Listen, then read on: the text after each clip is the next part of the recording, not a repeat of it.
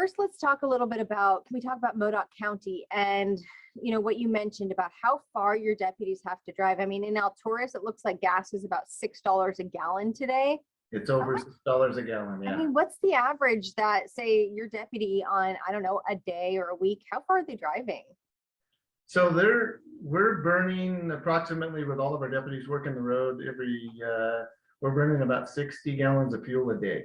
Oh, wow. And to put that in perspective, we do get a break at the pump, but even with the increase, last time I checked, I believe we were at $5.35, something like that a gallon. And with that type of increase, if we continue down that same path, it's going to be, we're about $8,000 a month in fuel costs. We'll be pushing well over $10,000 a month. And for a county our size, and a budget like ours, right, it's difficult. And your budget, I mean, this is something that you laid out previously. So it's not like there's extra money that you can start to ask for. It's like you allotted a certain amount for gas, and this was completely just unforeseen. Exactly. Yeah, it's just something that we couldn't have planned for, or we didn't plan for it. It was unforeseen, as you said. So what would happen if at a certain point, if gas prices stay where they're at or continue to climb? You mentioned there's a chance that you could see fewer patrols. At what point would that happen?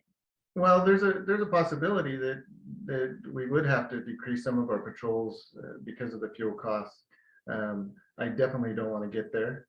I know we need our deputies out there more than ever right now, and we're going to make every effort to make that happen. And so we've made a few little minor changes, which I think will help us and help us get through this little. Hopefully, it's a very short time period. Okay, you wrote this letter to the governor.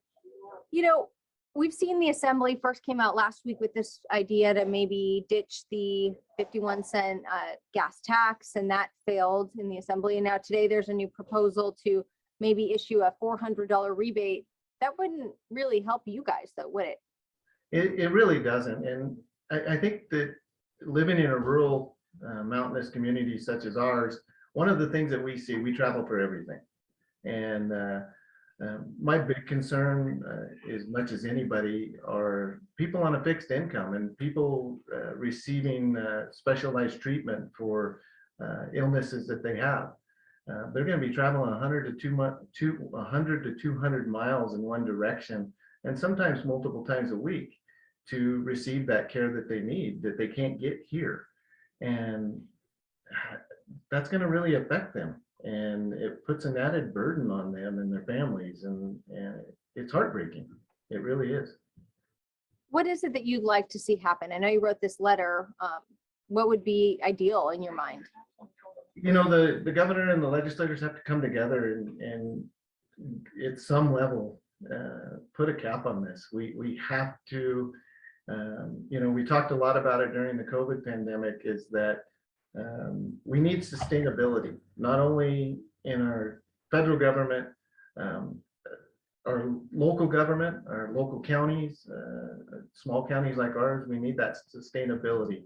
And in our state government, we need sustainability. And whatever that looks like, we need to be working that direction. And it doesn't feel like we're headed there right now. Okay. Let me ask you something, just not really off topic, but just in the line of funding. You had mentioned Modoc County being the second lowest funded sheriff's office really in the entire state. And I know a lot of departments, police, sheriff, are all struggling right now to maybe, for one thing, offer enough money to bring on new workers, that there's just a lot of issues with, staffing. But you're not seeing that in Modoc County very much right now, right? We aren't. Modoc County is one of those places where you want to be. I mean, if you're here, you want to be here. Again, going back to the travel.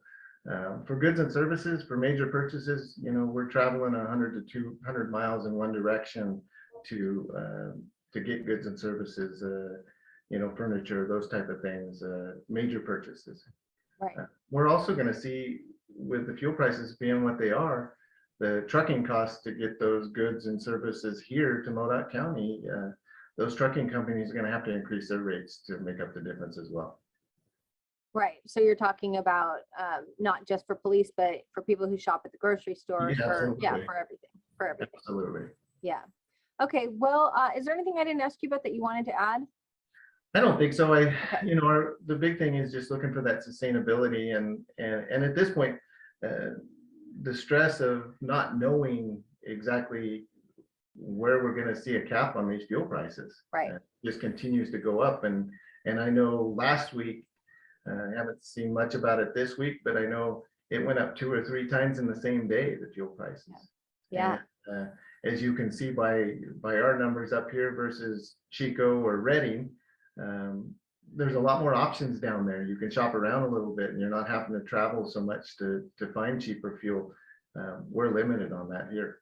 Yeah. So, You're paying $1 more than the cities in the valley. yeah.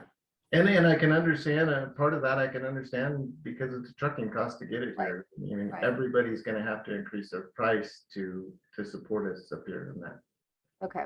you know, so. Okay. Well, thank you so much.